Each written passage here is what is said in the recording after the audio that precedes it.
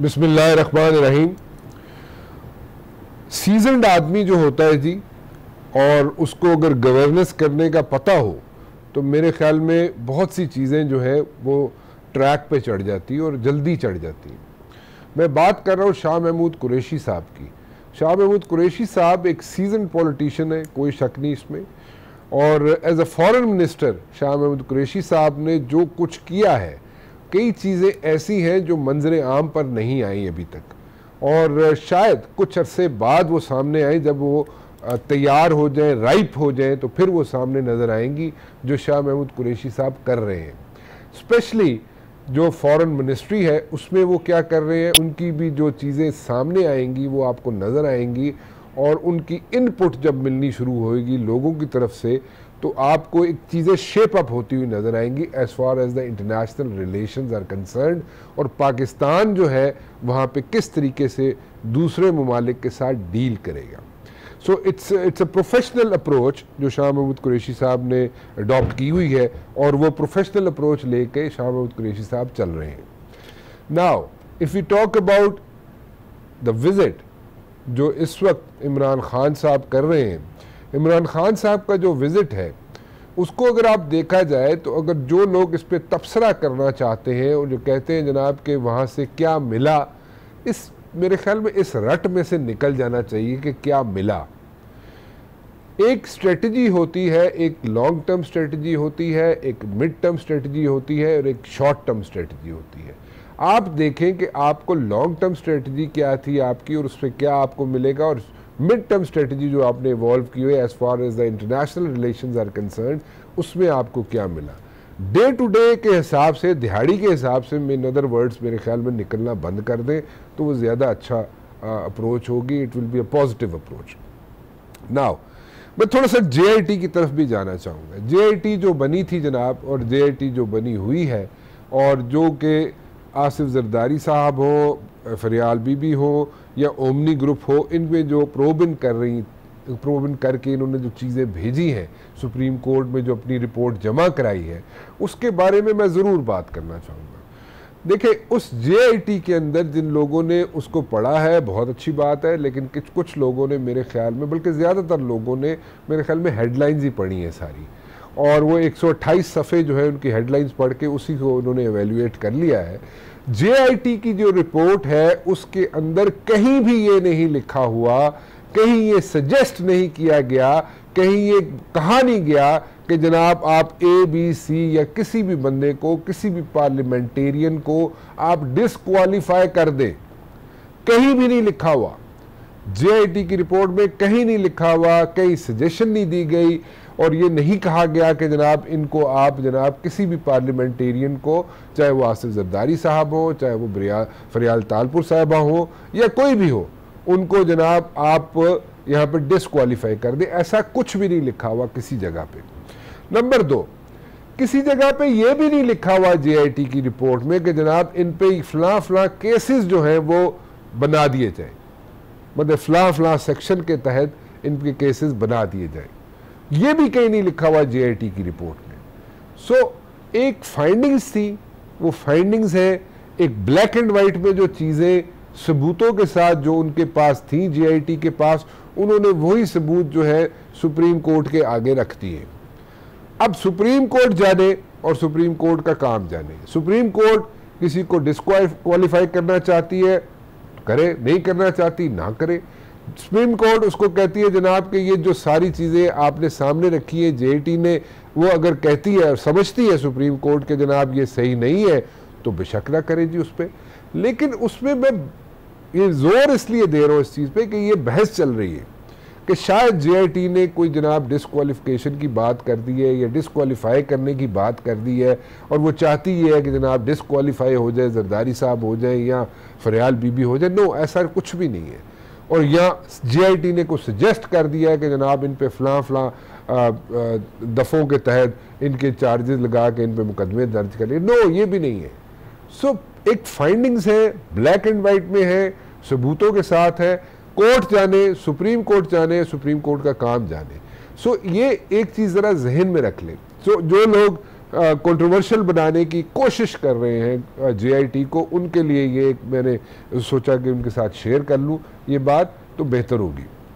Now एहतसाब चलता रहेगा जनाब, एहतसाब का अमल नहीं रुकेगा, but at the very same time ये जो सवालिया निशान है कि जनाब एहतसाब जो है सिर्फ नून लीग का और पीपल्स पार्टी का हो रहा है, इससे भी हमें आगे चलना पड़ेगा, क्योंकि कुछ लोग ऐसे मौजूद हैं हुकूमत के अंदर जिन पे इल्ज़ामात हैं और जो अगर नहीं उनको डील किया जा रहा है या नैब उनसे नहीं उनको प्रोबिन कर रही, उस पर सवाल ज़रूर उठ जाता है। सो उस सवाल को भी एड्रेस करने की ज़रूरत है, उस सवाल को भी जितना जल्द हो सके एड्रेस करने की ज़रूरत है। बट अगर नहीं हो रहा तो उसमें कोई ना कोई कानूनी निकात होंगे, और अगर कानूनी निकात नहीं है और फिर भी नहीं एड्रेस किया जा रहा उसको, तो फिर then it's a different ball game और वो गलत है।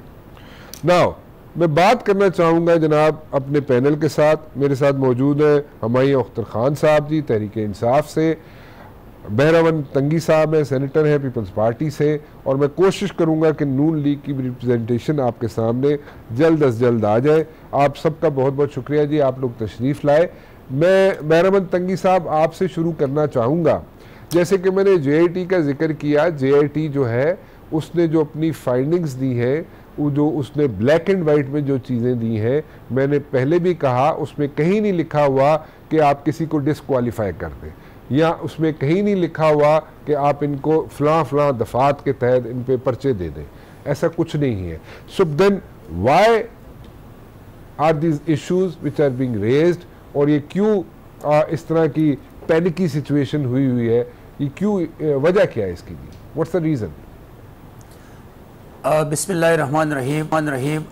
राना साहब, हम तो यही कह रहे हैं रोज़ अव्वल से कि एहतसाब भी हो, अक्रॉस द बोर्ड भी हो, और लोगों को एक मैसेज जाए कि ये एहतसाब है, पॉलिटिकल विक्टिमाइजेशन नहीं है। अभी JIT रिपोर्ट पे कैटेगोरिकली सुप्रीम कोर्ट के चीफ जस्टिस ऑफ पाकिस्तान मियां साकिब निसार साहब ने कहा कि JIT ने अपने हद से तजावज़ की है, और इसमें भी ये है कि JIT को वही सुप्रीम कोर्ट ने बनाई है। तो मैं समझता हूं कि अभी अगर PTI के कुछ नादान लोग और नाबालिग टीम JIT की रिपोर्ट को सामने रखकर उनके पीछे छुपना चाहते हैं, या उस रिपोर्ट के जरिए तमाम लीडरशिप पे इल्ज़ामात और ACL में डालने की नाकाम कोशिश की है, तो मैं समझता हूं कि जब इनके इदारों पे एतमाद है, जब इनकी हुकूमत है, जब ये कहते हैं कि इदारे आज़ाद है, हमारे सुप्रीम कोर्ट पे एतमाद है, तो फिर करने दे। सुप्रीम कोर्ट पे एतमाद करना चाहिए, इदारों पे एतमाद करना चाहिए, और JIT रिपोर्ट को बनाकर 24 घंटे के अंदर अंदर काबीना ने 172 अपराध के नाम इस सेल में डाल दिए। तो क्या अलीमा बीबी के केस लोगों के सामने नहीं है? क्या चीफ मिनिस्टर खैबर पख्तूनख्वा का नाम लोगों के सामने नहीं है? क्या परवेज खट्टक का नाम लोगों के सामने नहीं है? क्या जुल्फ़िकार बुखारी लोग नहीं जानते हैं? क्या अली खान लोग नहीं जानते हैं? क्या चीफ मिनिस्टर के साथ बैठे हुए सेक्रेटरी आजम खान के किरदार लोगों के सामने नहीं है? तो यही वो मैसेज है कि पाकिस्तान के 22 करोड़ अवाम आज मौजूदा सिलेक्टेड प्राइम मिनिस्टर और नाबालिग टीम से ये तवक्को करते हैं कि क्यों अपनी हुकूमत को डबोना चाहते हैं। हम चाहते हैं कि हुकूमत अपनी मुद्दत पूरी करे, अच्छे बिल ले आए, पाकिस्तान और पाकिस्तानी अवाम के लिए कुछ सोचे। हम आपको सपोर्ट करते हैं, पाकिस्तान की लीडरशिप आपका साथ है। छोटी सी बात मैं इसमें चाहूंगा, मतलब क्या आप लोग चाहते हैं कि एहतसाब रुक जाए? जो आप में चले होना चाहिए एहतसाब, PTI का भी होना चाहिए, लेकिन PTI तो पहली दफा आई ना हुकूमत में। अभी थोड़ा सा अगर उनके थोड़े से चीजें निकलना शुरू हुई है कि जनाब फलां जगह पे, जैसे डैम का, महमद डैम का मसला खड़ा हो गया, तो कॉन्ट्रैक्ट मिल गया, वो जनाब सिटिंग एक एडवाइजर है वहाँ पे बैठे हुए, वो जनाब उनकी कंपनी को मिल गया, वो एक इशू है, ठीक है। Let the things come up, उनको चीज़ों को ज़रा सामने आने दें, तब फिर उनके साथ अगर डील नहीं किया जाता या उनको एहतसाब नहीं किया जाता तो फिर तो बात बनती है। लेकिन ये 4 महीने अभी हुए, तो फिर जुमा 8 दिन हुए, उसमें एकदम अच्छा मेरे ख्याल में कोई तुक बनती नहीं है। व्हाट डू यू से? राना साहब परवेज इलाही को किसने डाकू कहा था? किन के केसेस चल रहे हैं आज भी? आपके 28 प्लाट्स परवेज इलाही साहब तो आपके साथ भी रहे जी, पीपल्स पार्टी की हुकूमत में भी रहे वो। देखिए मैं आपको बता रहा हूं कि अभी जो इनके पिछले हुकूमतों में चीफ मिनिस्टर रहे हैं, जो प्रोविंशियल मिनिस्टर रहे हैं, उनकी मैं बात करता हूं। आज की प्राइम मिनिस्टर की मैं बात करता हूं। परवेज इलाही साहब की बात की ना, परवेज इलाही साहब तो आपके साथ भी रहे 5 साल। तो भाई यही तो मैं कह रहा हूं ना कि अभी जब एहतसाब करते हैं तो सबकी बात एहतसाब करे। हम चाहते हैं कि ऐसा मैसेज न दे कौम को कि वो इंतकामी कार्रवाई के लोग सुने। हम चाहते हैं कि इनके साथ बैठे हुए लोगों की भी एहतसाब हो। तो मैं डोंट यू थिंक, मेरा क्वेश्चन ये है तंगी साहब के, don't you think it's too early? जैसे मेमन डैम की बात हुई, शुरू हुई, मेमन डैम को उन्होंने नैब में भेज दिया, नैब में भेज के उन्होंने वहां से जनाब जो चीजें करना शुरू कर दी, प्रोबिन करना शुरू कर दिया। सो मेरे ख्याल में आहिस्ता आहिस्ता जो चीजें सामने आएंगी, आप लोग अगर प्रेशर माउंट करके रखेंगे तो इसी तरह प्रोबिन होती रहेंगी चीजें। हमायूं अख्तर साहब, मैं तंगी साहब आपके पास वापस आता हूँ, जरा हमायूं अख्तर साहब से भी पूछ लूँ ना। हमायूं साहब, what do you say about this one ji? जी तंगी साहब ने कहा कि सिलेक्टेड गवर्नमेंट, तो आई थिंक गवर्नमेंट तकरीबन उतनी सिलेक्टेड है जितनी बाकी सूबों की गवर्नमेंट है, बशमूल सिंध। ये पाकिस्तान के आइन के मुताबिक दुनिया की जितने भी ऑब्जर्वर्स थे उन्होंने तस्लीम किया, और किसी किस्म का कोई इस वक्त केस किसी अदालत में नहीं चल रहा इस इलेक्शन की सैंक्टिटी के खातिर। नाबालिग आई थिंक, देखिए इस दफ़ा हुआ ये है राना साहब के एक नया तबका, नौजवान का तबका सियासत में शामिल हुआ है PTI के ज़रिए, और बहुत सी नई शक्लें आई हैं। बिलखसूस कराची में आप देख लें, नए लोग आए हैं। अच्छा ये साइन है, और ये लोग अपने अपने जो भी कारोबार ज़िंदगी थे पहले उसमें कामयाब लोग रहे हैं, और अब इनको थोड़ा मौका दें कि ये सियासत की जो रोप्स हैं वो भी सीख लें। तो प्री मैच्योर है इस टीम को नाबालिग टीम कहना। बाकी देखिए आप the question is different. Humayun साहब, the question is कि देखें जो साथ चीजें जो गड़बड़ हो रही हैं PTI के अंदर, जैसे मेमन डैम का एक इशू रेज हुआ, आप लोगों ने वो उठा के नैब के पास भेज दिया है सारा मसला। तो लेट द नैब प्रोब। मैं ये पूछना चाह रहा हूँ, मैं ये कहना चाह रहा हूँ कि साथ चीजें जो आती जाएंगी आप उनको भेजते जाएंगे, वो तो अच्छा, fair enough, good enough. But एक और इशू है, द इशू इज कि जो पुराने केसेस हैं या जो पुरानी प्रोब इन करने के लिए इन्वेस्टिगेशंस पड़ी हुई हैं, पेंडिंग है, और वो लोग PTI में हैं, आप लोग खुद क्यों नहीं इनिशिएटिव ले लेते ताकि उनको दूसरों को, यानी कि ऑपोजिशन को या पीपल्स पार्टी को या किसी को भी ये बात करने की जरूरत ही ना पेश है? आप लोग खुद क्यों नहीं उनको एड्रेस करते जिनके खिलाफ इन्वेस्टिगेशन पेंडिंग पड़ी है? राना साहब, हमारे नैब तो हमारे नीचे है नहीं जी, नीचे छोड़े, नीचे है या नहीं है? तो देखें देखे ना, बात तो 27-28 साल करनी चाहिए हमायूं साहब देखे 27-28 साल नैब हमारे कहने पे करते हुए नीचे है या नहीं है? हुकूमत होती है, छोड़े। अब जो चीज कानून में नहीं है, मैं उसमें कैसे तस्लीम कर लूं कि है? राना साहब, आप तो खुद बड़े सीनियर जर्नलिस्ट हैं। अच्छा, आप तो खुद बड़े सीनियर जर्नलिस्ट हैं। देखिए, हमारे नीचे FIA है, और पाकिस्तान के किसी भी जिले में, सूबे में, या हमारे नीचे 2-3 सूबाई हुकूमतें हैं, आपको ये नहीं पता चलेगा कि हुकूमती मशीनरी जो है वो अपोजिशन को खराब कर रही है। कहीं किसी जगह नहीं पता चलेगा। हाँ, ये पुराने केसेस हैं सर, जितने भी केसेस हैं PMLN पे, ये तो होगी सर, ये हम कई मरतबा सुन चुके हैं कि पुराने केसेस पुराने बने हुए हैं, नून लीग के बने हुए हैं, नैब आपके अंडर नहीं है, नैब वाले आपकी सुनते नहीं है। वो कहते हैं ना सर, आप राना साहब आप हकीकत बार सुनेंगे ना, पंजाबी मेरी एक गुजारिश सुने सर। हमायूं साहब, एक छोटी सी गुजारिश मेरी एक गुजारिश आपके पास आ रहा हूँ, बिल्कुल आप ही सुनूंगा, आप ही की सुनूंगा। पंजाबी में कहते हैं ना, पंजाबी कहते हैं दिखानी सजी तो मारनी खबी,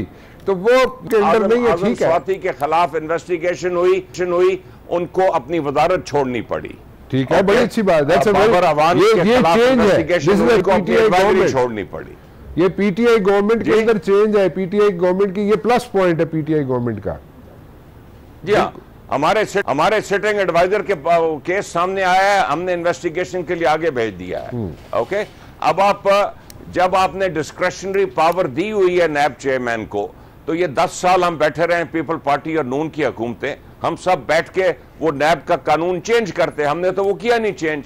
जब कोई इख्तिदार में बैठा होता है तो कोई भी चेंज नहीं करना चाहता।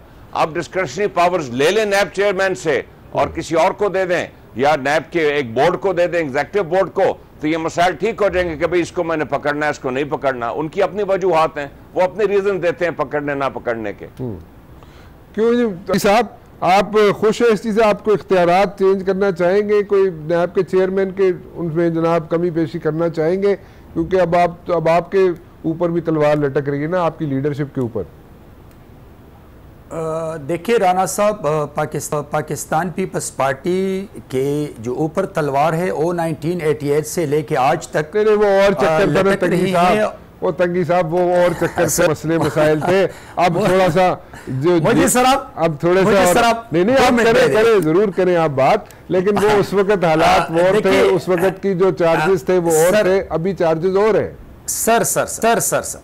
सर मैं आपको बता रहा हूं कि जब सेनेटर सैफुर रहमान ने जो कुछ आपने सुना होगा, और गुलाम इसाक खान से भी आपने सुना होगा कि फिर गुलाम इसाक खान ने ओथ भी लिया है और सेनेटर सैफुर रहमान ने पाँव में बैठकर माफ़ी भी मांगी है, और इसी तरह नवाज शरीफ साहब ने भी।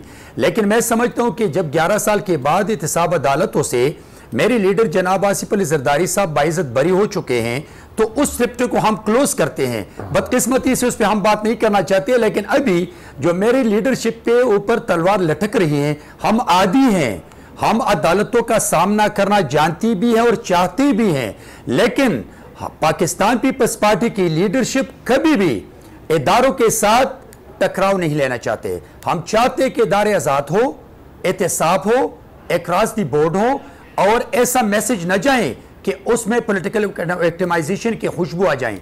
लेकिन अनफॉर्चुनेटली मैं आज की हुकूमत के बारे में आपको बता दूं कि मेरे हमईन अख्तर साहब ने कहा कि नए चेहरे की एक स्टेटमेंट पर 5 दिन से मीडिया बात कर रही है, जो अनकॉन्स्टिट्यूशनल, अनडेमोक्रेटिक एटीट्यूड, और पाकिस्तान की तारीख में पहली मरतबा है कि किसकी बात कर रहे हैं आप? कहीं कि मैं एक बच्चे की बात करूं, हुरम शेरजमान की, कि उसने कहा जैसी भी हो, जिस रास्ते से भी हो, हम 5 साल ये हुकूमत बर्दाश्त नहीं कर सकते हैं। तो मैं उन नाबालिग टीम के बारे में ये बताना चाहता हूं कि ये किसी की बाप की जागीर नहीं है। सिंध के अवाम ने 18 जुमातों के इत्तेहाद के मुकाबले में पाकिस्तान पीपल्स मैंडेट दिया है। 18 जुमातें मिलकर उसका मुकाबला नहीं कर सके हैं। आज एक बच्चा उठ के खड़े हो कि मैं 5 साल की हुकूमत बर्दाश्त नहीं कर सकता हूं, तो मैं समझता हूं कि नहीं, जब 4 महीने से एक हुकूमत बनी है मरकज में, हम बार बार उनको ऑफर करते हैं कि हम आपको सपोर्ट करते हैं, आप आए, आगे बढ़े, इस मुल्क के लिए, इकोनॉमी के लिए, फॉरेन पॉलिसी के लिए, गुड गवर्नेंस के लिए हम आपका साथ देने के लिए तैयार हैं। चले ठीक है, लेकिन मरकज में भी ये मैं खुरम से देखता हूं, अगर वो मिल जाते हैं तो आपसे मैं बात कराता हूं। उनकी एक ब्रेक ले लूं, ब्रेक के बाद वापस आते हैं। जवाब दे दूं राना साहब जी, मैं हमायूं साहब वापस आके आपका भी इस जवाब ले लेता हूं, एक ब्रेक ले लूं। कंपल्सन है आजकल, आपको पता है हालात बड़े कशीदा हैं, आप लोगों ने बड़े कशीदा कर दिए मीडिया के हालात। एक छोटी सी ब्रेक के बाद शेख रोहेल असगर साहब ने भी मुझे ज्वाइन किया है जी, लेकिन उससे पहले मैं बात करना चाहूँगा हमईं अख्तर साहब से। हमईं अख्तर साहब, ब्रेक पे जाने से पहले आप किसी चीज़ का जवाब देना चाहते थे। तंगी साहब ने एक पॉइंट रेज किया था, आप उस पर रिस्पॉन्स देना चाह रहे थे अपना। जी हमईं साहब। राना साहब, एक पार्लियामानी निज़ाम में किसी भी पॉइंट पे कोई भी पार्टी कोशिश कर सकती है कि हाउस में उसकी मेजॉरिटी बन सके। PMLN ने सबसे पहले हमें कहा था कि हम आपको पंजाब में उल्टा देंगे, उसके बाद हमारे कुछ लोगों ने सिंध में कुछ जस्तजू की कर रहे हैं कि देखें अपनी किस्मत आजमाई करें। बिलावल जरदारी भुट्टो साहब ने हमें कह दिया कि हम इशारे के इंतज़ार में हैं, हम आपको सेंटर में नहीं छोड़ेंगे। पार्लियामानी निज़ाम में ये चीज़ें होती रहती हैं। गवर्नर रूल से वैसे ही घबरा रही है पीपल पार्टी। गवर्नर रूल तो 18वीं तरमीम के बाद अगर लगे भी तो विद इन 2 months उसको ज्वाइंट सेशन में अप्रूवल लेनी पड़ेगी, वोट लेना पड़ेगा। तो गवर्नर रूल का तो सुप्रीम कोर्ट भी कह चुकी है मायूं साहब, वो तो कह रही है एक दिन में हम उसको स्ट्राइक ऑफ कर देंगे।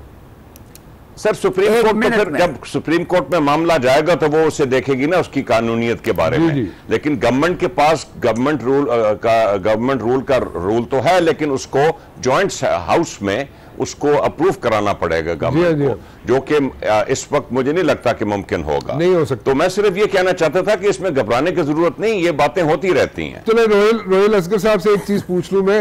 रोहिल असगर साहब, आपने एक चीज का ही सिर्फ जवाब दे दीजिएगा मुझे। आप लोगों ने कहा था कि कोई जनाब आप पंजाब में गवर्नमेंट अपसेट करना चाहते हैं पीटीआई की, और जैसे हुमायूं साहब कह रहे हैं, तो आप लोगों ने की क्यों नहीं अभी तक?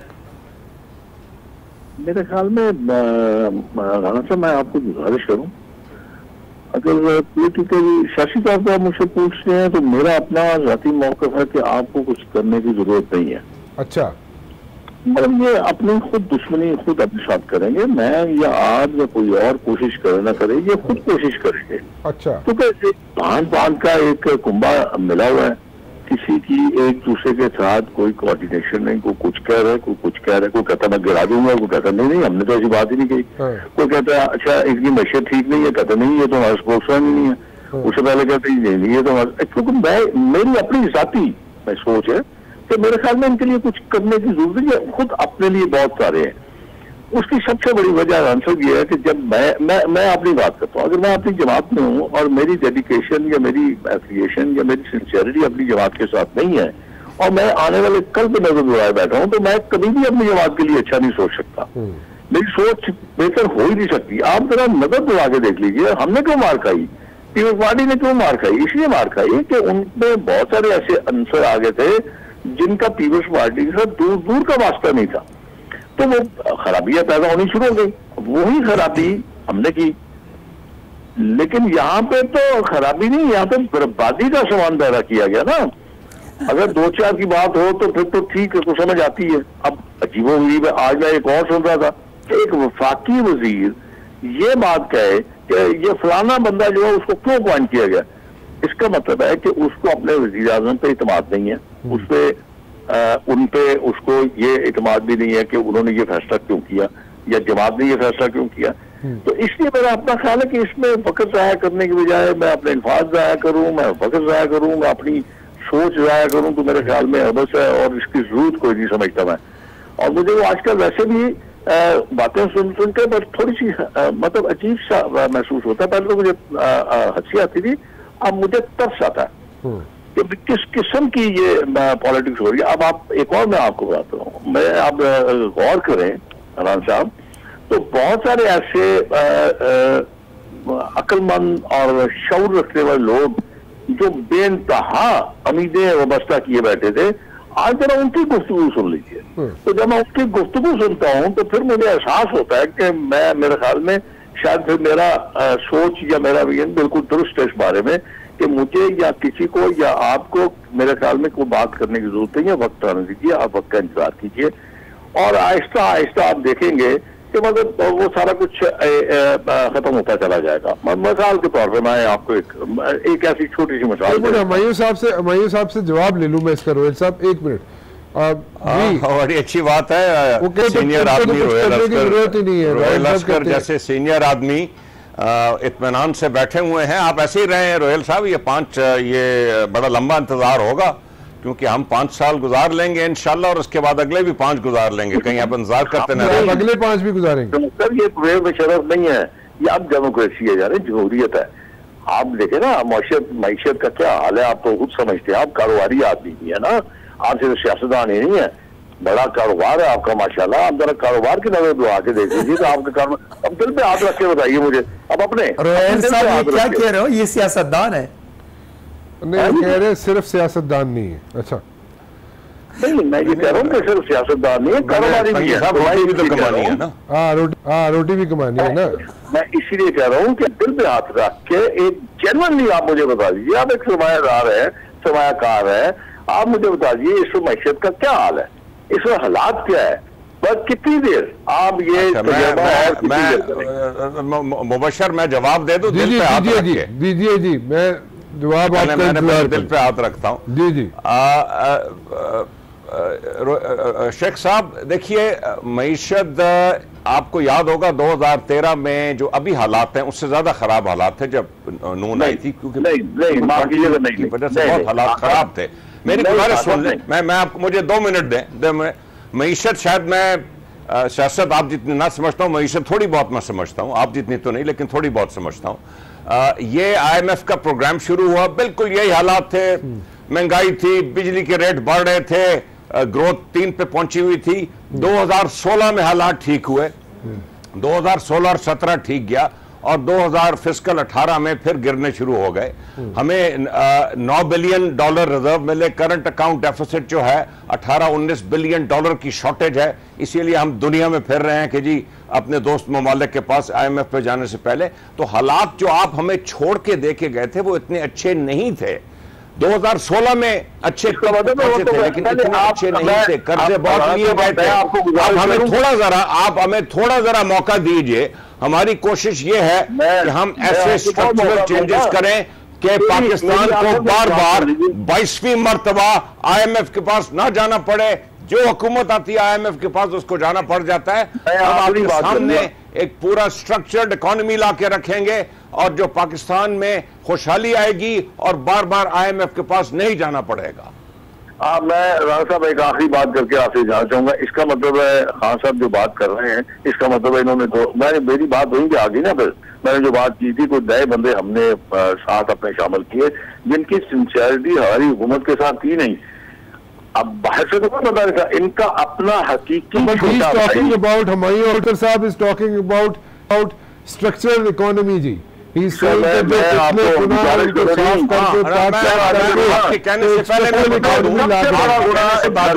मेरा हकीकी भाई अभी तक नून के साथ है।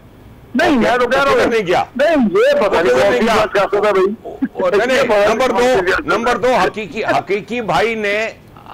भाई ने आपका FPR के रेवेन्यू दुगना किया, कोई शक नहीं, लेकिन हकीकी भाई ने $35 बिलियन नहीं लिए। बात हकायक पे करें, $35 बिलियन मेरे हकीकी भाई ने लिया कि आपकी वो इकोनॉमिक है। इसका मतलब लेकिन हुमायूं साहब सवाल है हुमायूं साहब से। हुमायूं साहब मेरा एक छोटा है जो मुझे समझ आ रही है, आप स्ट्रक्चरल इकोनॉमी की बात कर रहे हैं, you don't want to go to IMF, और आप कोशिश कर रहे हैं अपने दोस्त ममालिक के पास जाने की। Who says we don't want to go? नहीं, आप अवॉइड करना चाह रहे हैं। एक मिनट रोहिल साहब, एक मिनट। मैंने आपको बताया था। चलो ठीक है, आप जाए। लेकिन मेरा सवाल ये है कि ये तो आपकी जो स्ट्रेटजी है, this is like a long term strategy. This is a long-term strategy, Humayun Saab. So maybe you can say mid-term strategy as well. But what is the short-term strategy? देखिए, शॉर्ट टर्म आपने देखा कि बिजली के rate बड़े थे, अब थोड़े कम हो गए हैं। पेट्रोल की कीमतें जो हैं सिग्निफिकेंटली 4-5 रुपए पर लीटर। हुमायूं साहब सुन लेना आप बोले, क्या कह रहे हैं आप? कारोबार के लिए जो ज़राई ट्यूबवेल हैं उनका हमने बिजली का रेट अदा कर दिया है। जो एक्सपोर्ट की सनतें हैं उनको हमने उनका बिजली का रेट फ्रीज कर दिया। But what about the investor Humayun साहब? आर पे गैस का रेट हमने पूरे पाकिस्तान में 1 कर दिया है, ₹6.5 पर MMC। What about the investor Humayun साहब? हुमायूं साहब, इन्वेस्टर क्या उसका कॉन्फिडेंस है आप लोगों पे? क्या उसका कॉन्फिडेंस शटर तो नहीं हो रहा? लेकिन जी मैं इस मुल्क का एक फेयर साइज बिजनेसमैन हूं, मैं तो इस इकोनॉमी में इन्वेस्ट कर रहा हूं जी। अच्छा, तो मेरा कॉन्फिडेंस है, तो बाकी इन्वेस्टर्स का भी है, फॉरेन इन्वेस्टर का भी है। अभी आपके सामने हारून शरीफ साहब हमारे बोर्ड ऑफ इन्वेस्टमेंट के चेयरमैन ने कहा है कि बिलियंस एंड बिलियंस की इन्वेस्टमेंट आ रही है जी सऊदी अरेबिया से, पेट्रोकेमिकल्स में और पोर्ट्स में। Investment talk about this thing in detail. हमारी डिटेल बात करते हैं कि कौन कौन सी इन्वेस्टमेंट्स आ रही है पाकिस्तान के अंदर। एक ब्रेक ले लूं और तंगी साहब से भी इनपुट लेंगे।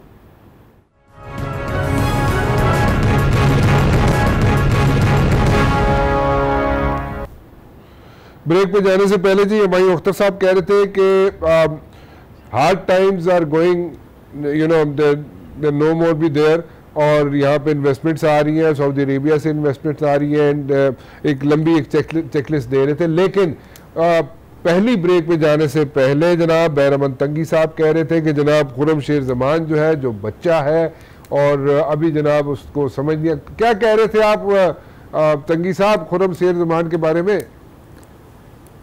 मैंने राना साहब खुर्रम शेर जमान के बारे में ये कहा कि जब एक बच्चे को ये मालूम नहीं है कि डेमोक्रेटिक प्रोसेस में और डेमोक्रेटिक सिस्टम में एक मेजॉरिटी हुकूमत के बारे में खड़े होकर ये बात करे कि जैसा भी हो, जिस तरीके से भी हो, हम 5 साल ये बर्दाश्त नहीं कर सकते हैं, तो मैं उनको सियासी नाबालिग समझता हूं। उनको चाहिए कि वो स्टडी करें, उनको चाहिए को इंस्टीट्यूशन को स्टडी करें और फिर आके मीडिया पे बात करें। ओके, मैं खुर्रम शेर जमान को भी मैंने लाइन पे लिया हुआ। खुर्रम शेर जमान साहब, what do you have to say about this one जी? नहीं सर, माजूर चाहता हूं, मुझे आवाज बिल्कुल भी नहीं आ रही है। चले, काम की बात तो आपको समझ ही नहीं आती। तंगी साहब ने कहा जनाब कि आप नाबालिग हैं, आपको एजुकेट होने की जरूरत है, आपको चाहिए कि कॉन्स्टिट्यूशन पढ़े, और जो आप ये कह रहे हैं कि 5 साल के लिए हुकूमत को नहीं चलने देंगे, ये आप अभी बड़े हो जाए। ये तंगी साहब मेरा ये कहना है कि हम सबसे पहले ये फैसला कर लें कि हमारी प्रायोरिटी क्या है।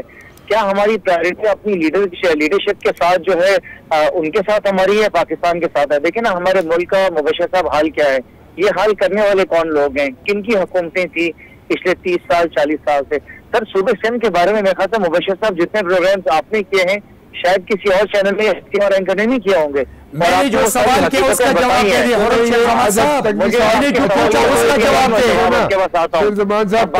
तंगी साहब की बात का जवाब दें। हाँ जी, अब बात यह है कि ये कहते हैं कि 5 साल तक जो है इनको लूटमार करने दें, इनको करप्शन करने दें, बिल्ले को बैठे रहने दें, वो की हिफाजत करते रहे, और उसके बाद ये फरमाए कि जवाब दो। मुझे बात कंप्लीट करने देना। आपने सवाल किया, मैं आपको सवाल का जवाब देता हूँ, सुने आराम से। 47 से घंटा और फोन पे बैठ के बात कीजिएगा यहाँ पे शो के ऊपर। तो मेरे लिए तो मेरी प्रायोरिटी मेरा मुल्क है, मेरा सूबा है, इस मुल्क से हमने करप्शन का खात्मा करना है। हम बैठ के देख नहीं सकते हैं हमारी क्या सर, हम किस बेसिस के ऊपर हमें मैंडेट मिला है? 3 केसेस में मैंडेट मिला है कि मुल्क को लूटा है साहब। लेकिन इशू ये है कि एक इलेक्टेड गवर्नमेंट है सूबे के अंदर, सिंध के अंदर एक इलेक्टेड गवर्नमेंट बैठी हुई है। आपको अच्छी लग रही है या नहीं लग रही? लोगों ने तो मैंडेट दिया ना उसको। सर बैठी रहे ना, हम तो डिमांड कर रहे हैं कि जो शख्स जो जिम्मेदार रहे फाइनेंसेस का, जो कि सीएम मुराद अली शाह हैं, जो कि पिछले 11 साल से आइदर फाइनेंस एडवाइजर रहे, फाइनेंस मिनिस्टर रहे, चीफ मिनिस्टर रहे, हम तो उनकी रेजिग्नेशन डिमांड कर रहे हैं। जो कि जिम्मेदार रहे, आपके कहने पे वो मुराद अली शाह रिजाइन दे देगा? क्यों सर, ये PMLN में आप भूल गए जब GIT आई थी पैनामा की, तो आसिफ अली जरदारी साहब ने खड़े होकर सबसे पहले बोला कि नवाज शरीफ जो है फौरी रिजाइन करे, क्योंकि पैनामा की GIT के अंदर जो चीजें रिवील हुई है हम एक्सेप्ट नहीं कर सकते। ये इस पे वक्ज़ा न करे। साहब आप बता दीजिए क्या कह रहे हैं? मतलब कोई तरीका होगा ना, मतलब कि अगर चीफ मिनिस्टर को मुराद अली शाह को, अगर मुराद अली शाह अच्छा नहीं लगता है, उसकी शक्ल अच्छी नहीं लगती, कोई तरीकाकार होगा ना, कोई जमहूरी तरीका होगा। वो क्या है? मतलब सिर्फ कहने से तो काफी नहीं है। देखिए मैं आपको एक बात बता रहा हूं कि जब मरकज में 4 MNS की हुकूमत है और पंजाब में 8 MPs की इसकी हुकूमत है, लेकिन हम लूटमार का इल्जाम तो नहीं है।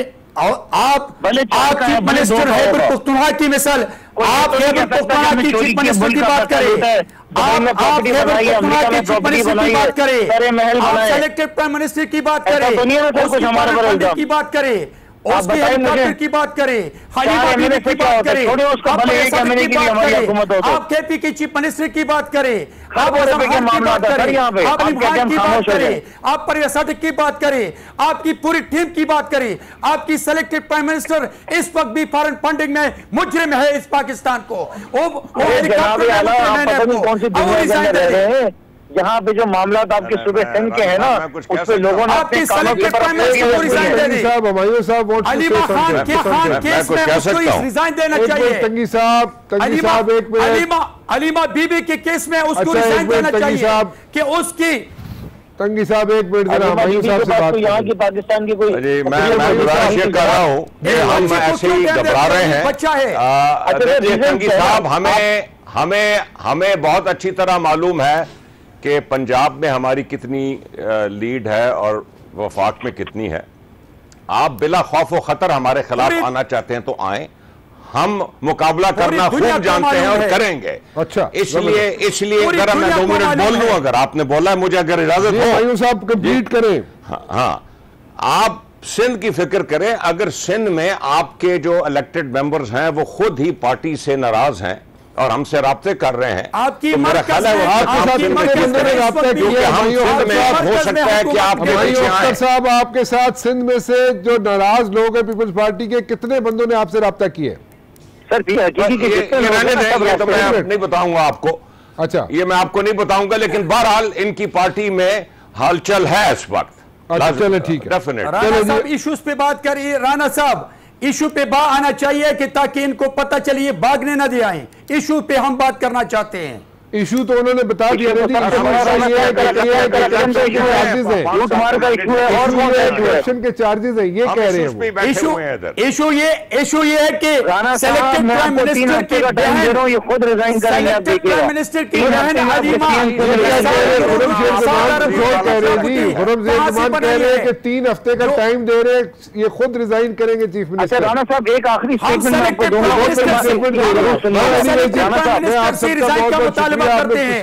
Sorry, time over here. फिलहाल राना मुबशिर को इजाजत दीजिए। अल्लाह हाफिज।